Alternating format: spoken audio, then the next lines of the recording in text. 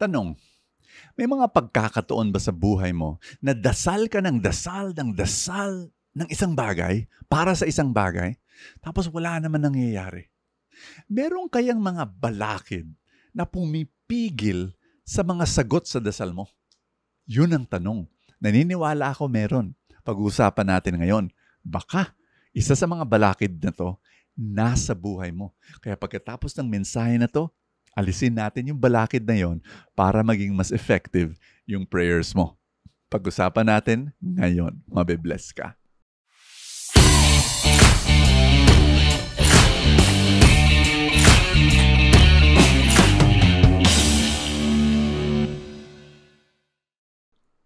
Ang unang balakid, the lack of clarity. Clarity. Ibig sabihin, okay naman yung mga dasal na medyo broad, medyo general. Lord, bless mo ako. Okay yon. Ika nga ng isang kaibigan ko, puntahan mo si Lord, yakapin mo siya, tapos habang ginayakap ka ni Lord, pinupunuan niya yung mga bulsa mo sa mga pangangailangan mo. Lord, ikaw na bahala. Alam mo naman kay pangangailangan. Okay naman yun eh. Pero may mga pagkakataon, may mga sitwasyon na kailangan mas specific ka sa dasal mo. Bakit? Kasi binigyan ka ng Diyos ng kapasidad para mangarap. At yung mga pangarap na mas specific, mas powerful yun. Ano ibig kong sabihin? Ito sharing ko. Nung nag-asawa ko, many years ago, galing akong missionary, wala akong pera noon. Magkakaroon ng asawa, magkakaroon ako ng anak, di ba? So, Lord, kailangan ko ng pera. Imbes na dinasal ko ng, Lord, bless me financially. Hindi lang ganun. Meron akong numero. Ito yung halaga. Ito yung income ko bawat buwan, Lord. Tapos, ang ginawa ko, habang bawat taon, sinulat ko, medyo tumataas yung monthly income ko. No? Lord, sige na, Lord. So, ay nako, powerful. At a certain, hindi naman kaagad-agad, pero at a certain point, nangyayari. Yung mga sinulat ko, talagang nangyayari, naaabot. No? Yung mga monthly income, ay nako, powerful pag specific. Kaya ito number 1, lack of clarity. Here's number 2, lack of action. Ano ibig sabihin? Alam mo yung dasal, kailangan ng action yan. Grace cooperates with nature. Ano ibig ko sabihin? Dalawang kwento ko. Number 1, meron akong isang araw, pinagdasal ko for healing yung isang mama na may lung cancer. So, nandun ako sa bahay niya, pray over ko siya. Pagkatapos ng prayers for healing sa lung cancer, ayan, umupo ako, kwentuhan kami ng misis niya, binigyan ako ng inumin, ng snacks, kwentuhan. Tapos, napansin ko, yung lalaki na pray over ko for lung cancer, healing, lumabas sa bakuran, ay sa backyard, nanigarilyo. Hindi ko ginajudge yung mamang yun. But from a general perspective, if you pray for something, gagawa at dapat gawin mo lahat ng pwede mong gawin para matanggap mo yung healing na yun. Nag-gets yung sinasabi ko? Ito na, pangalawang kwento. Kinakausap ko yung isang tatay, humingi ng dasal sa akin. Sana daw magkaroon sila ng reconciliation sa kanyang panganay na anak na lalaki. Brother Bo, tagal na kaming strained yung relationship. Ang layo-layo namin. Sana magkabalikan kami ng loob. Ayan. So, pinagdasal ko. Sa gitna ng dasal, pinigil ko. Teka muna. Pause. Sinabi ko sa tatay, kailangan humingi ka ng tawad sa anak mo. Grabe yun. Parang sinuntok ko siya sa solar plexus. Yung parang gumuno, napigilan talaga siya. Tapos ano sagot niya sa akin? Naku, Brother Bo, hindi ko alam kung kaya ko yun.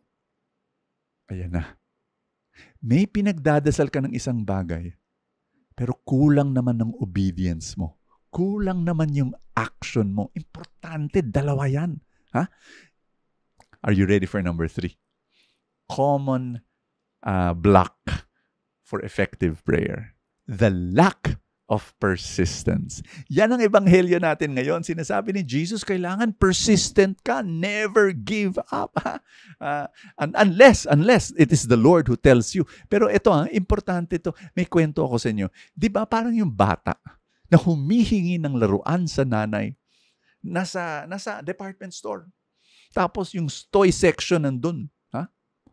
Yung 'di ba? Sasabihin ng anak, "Mami, bilhin mo ako ng laruan." Sabihin ng nanay, "Hindi." Sasabihin ng anak, "Mami, maski maliit lang." "Hindi." "Mami, maski yung sobrang liit." "Hindi." After a few seconds, "Mami, pwede bang maglaro na lang ako dun sa toy section? Yung laro lang." O, sabi ng nanay, "O sige." So, laro siya. Pagkatapos ng ilang sandali, dadalhin niya 3 laruan papunta kay mami. Sasabihin niya, "Mami, anong bibili natin sa 3?" Sasabihin ng nanay, hindi, wala tayong bibilin." Tapos sasabihin ng anak, etong maski maliit lang na to, mami." Sasabihin ng nanay, no. Sasabihin ng anak, "Mami, ito yung sobrang liit na laruan. Ito lang ang sobrang liit. Pwede ba, mami?" Yung talagang, sasabihin ng nanay, "Sige na nga." Di ba yung mga bata talagang persistent? Be persistent, not only in prayer, but also action. Importante yun, ha? Hindi pwede, kunyari, nagdadasal ka. Nagdasal ako para sa isang negosyo. Palpak ang negosyo. Dasal pa rin ako, "Lord, please, Lord." So, merong pangalawang negosyo. Palpak na naman. So, "Lord, please, Lord, give me a business, Lord." May pangatlo na, bagsak na naman. Tayo ng pang-4, pang-5. Kumbaga, hindi lang prayer ang persistent, pati action. Talagang kung ano ginagawa hanggang naging successful. My dear friend, that's what we need to do right now. Napansin niyo ba, buong linggo sa Full Tank, puro prayer yung topic natin. And I want you to deepen your prayer life. Let's do that right now. In the name of the Father, and of the Son, and of the Holy Spirit. Amen. Sabihin mo kay Lord, yung kailangan mo ngayon. Be specific. Pray for it right now. Kwento mo sa Panginoon. In the mighty name of Jesus, I pray for my friend, Lord. Panginoon, bless mo siya sa kanyang mga pangangailangan. Thank you, Father God. Amen and amen. In the name of the Father, and of the Son, and of the Holy Spirit. Remember, be persistent. Not only in your prayer, but also in your action, in your obedience. Napaka-importante. And speaking of finances, di ba kanina yung kwento ko sa'yo, I wrote down my financial goals. Why don't we do it together? I'm giving a seminar on October 16. Ang title ng seminar, Smart Couples Game Plan for Financial Success. May asawa ka ba? May boyfriend, girlfriend? You want to work on your finances and plan? Attend ka. Single ka? You want to prepare financially for your future marriage? Join us, join me on that seminar on that day. It will bless you. Click the link at the description to get more details. God bless you. I'll see you tomorrow.